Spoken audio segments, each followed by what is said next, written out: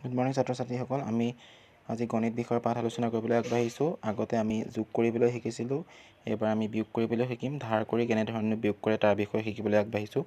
তোমালোকে প্ৰথম উদাহৰণটো চাব পাৰা, এইটো 13 পৃষ্ঠাত আছে, 13 পৃষ্ঠাৰ প্ৰথম একটো, আৰু সেইটো তোমালোকক কেনেধৰণে আছে কৰিছে মই কৰিব লাগে তোমালোকক দেখুৱাইছোঁ। চোৱা, প্ৰথমতে আছে 728, তাৰ তলত বিয়োগ কৰিবলৈ দিছে 389। ঠিক আছে, এতিয়া তোমালোকে কি কৰি ল'ব, যিহেতু ডাঙৰ ওপৰটোৰ পৰা তলৰটো বিয়োগ কৰিব লাগে। ঠিক আছে, ওপৰটো ডাঙৰ হ'ব লাগে, আমি ডাঙৰৰ পৰা সৰুটো বিয়োগ কৰোঁ। কিন্তু এতিয়া আমাৰ ইয়াত কি হৈ গ'ল যে ওপৰত সৰু আছে, তলত ডাঙৰ আছে।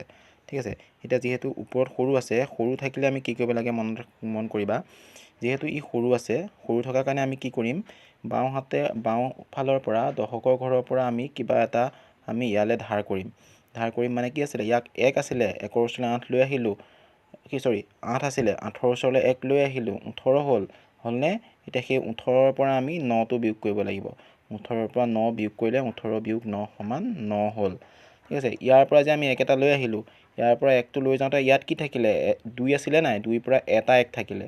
কিন্তু আমি এতিয়া ইয়াতো যিহেতু সৰু পালোঁ, সেইকাৰণে আমি কাষৰ বাওঁফালৰটোৰ পৰা, মানে সদায় বাওঁফালৰটোৰ পৰা ইয়াত শতকৰ ঘৰটো, অৰ্থাৎ বাওঁফালে যিহেতু 7 আছিলে, 7ৰ পৰা ইয়ালৈ 1 এটা লৈ গ'লোঁ, 1 1 দুটা মিলি হৈ গ'ল 11।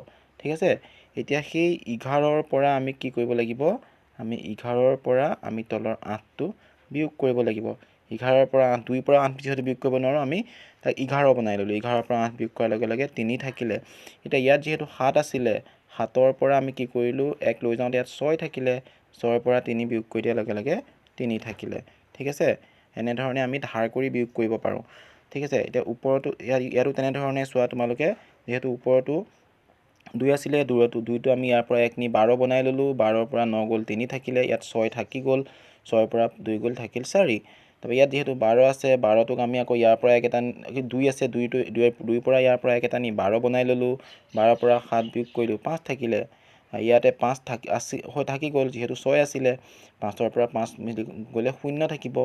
তাৰ পৰা ইয়াত 2 আছে, 2ৰ পৰা 1 গ'লে 2 থাকিব। গতিকে আমি এনেধৰণে কৰিব লাগে, ধাৰ কৰা বিয়োগ এনেধৰণে কৰিব লাগে। তোমালোকৰ পৃষ্ঠা নং 13ত তোমালোকে চাব পাৰা, 13 পৃষ্ঠাৰ মই এই 1 নম্বৰটো আৰু তোমালোকক 6 নম্বৰটো ওপৰত কৰি দেখুৱালোঁ। তোমালোকে 2, 3, 4 আৰু 5টো কৰিবলৈ নিজে চেষ্টা কৰিবা, কৰি পেলাই মোক তোমালোকে দেখুৱাবাচোন, আৰু বুজি নাপালে মোক তোমালোকে সুধিব পাৰা।